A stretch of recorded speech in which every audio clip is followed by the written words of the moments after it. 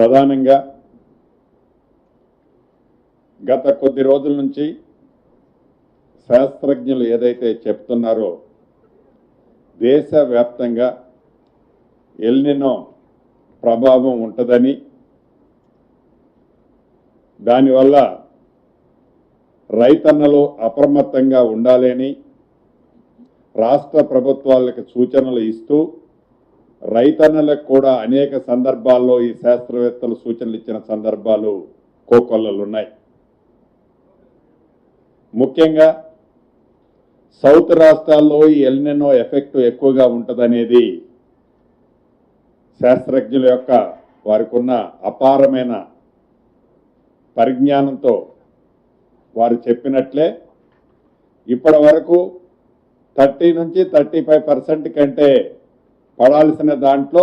100% అనుకుంటే ఈ జూలై 17వ తారీఖు నాటికి 30 నుంచి 35% దాటి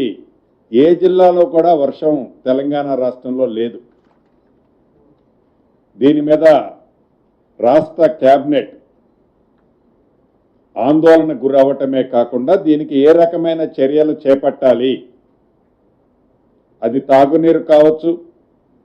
విద్యుత్ విషయాల్లో కావచ్చు, పశువులకు సంబంధించిన అంశాలు కావచ్చు, అనేక అంశాలు ఈ వర్షాధారణ మీద ఆధారపడే అంశాలు ఏవైతే ఉన్నాయో, నీటితో లింకప్ ఉన్న అంశాలు ఏవైతే ఉన్నాయో వాటన్నిటి మీద క్షుణ్ణంగా సుదీర్ఘంగా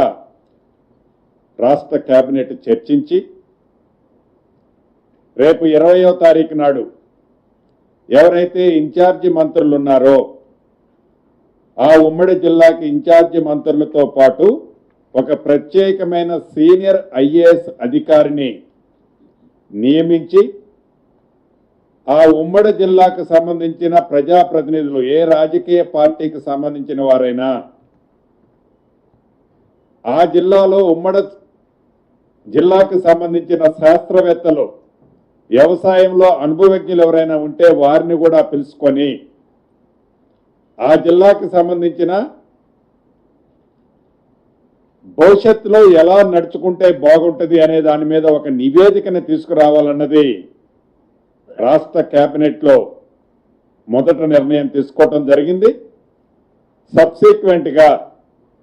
ఏవైతే ఉమ్మడి 10 జిల్లాల నుంచి సేకరించిన ఈ వర్షాభావ ప్రభావంతో నష్టం ఏదైతే జరుగుతుందో దీన్ని ఉమ్మడి 10 జిల్లాకు సంబంధించిన రిపోర్ట్స్ అన్ని గ్యాదర్ అయిన తర్వాత మళ్ళీ గౌరవ ముఖ్యమంత్రి గారు రేవంత్ రెడ్డి గారి సమక్షంలో దీనికి సంబంధించిన ఒక ప్రణాళికను తయారు చేసి తాగునీరు సమస్య టాప్ ప్రయారిటీ, పవర్కి సంబంధించింది టాప్ ప్రయారిటీ, విద్యుత్ కూడా ఎక్కడా అంతరాయం కలగకుండా ఉండే విధంగా ఎంత డబ్బైనా ఖర్చైనా పర్వాలేదు, విద్యుత్ ఎక్కడ అంతరాయం కలగకుండా ఉండే విధంగా చర్యలు చేపట్టాలని నిర్ణయం తీసుకోవటం జరిగింది. ఈ ఉమ్మడి 10 జిల్లాలకు సంబంధించిన రిపోర్టు వచ్చి గౌరవ ముఖ్యమంత్రి గారి సమక్షంలో నిర్ణయం తీసుకున్న తర్వాత ఈ ఆందోళనకరమైన పరిస్థితి ఏదైతే రైతన్నలకు కానీ రాష్ట్రంలో ఈ వర్షానికి సంబంధించిన ఈ కరువుకు సంబంధించిన ఆందోళన పరిస్థితిని కేంద్ర ప్రభుత్వానికి నివేదిక పంపి కేంద్ర ప్రభుత్వ బృందాలను కూడా రాష్ట్రానికి ఇన్వైట్ చేసి రాష్ట్రాన్ని తక్షణమే అన్ని రకాలుగా ఆదుకోవాలన్నది కూడా చర్యలు చేపట్టాలని రాష్ట్ర కేబినెట్ ఈరోజు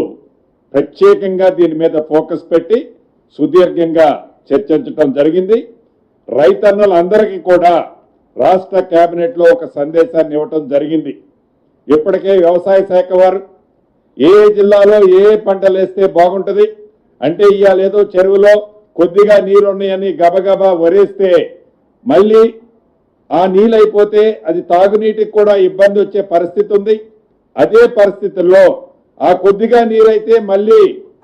నీటి సౌలభ్యం లేని కారణంగా ఆ పంట కూడా ఎండిపోయే ప్రమాదం ఉంది. దీన్ని దృష్టిలో పెట్టుకొని ఇప్పటికే వ్యవసాయ శాఖ ప్రతి జిల్లాకి ఆల్రెడీ ఏ పంటలు వేయాలన్నది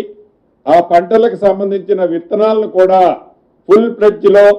ఏర్పాటు చేయాలన్నది కూడా చేశారు. ఇంకా ఎక్కడైనా షార్ట్ ఫాల్ ఉంటే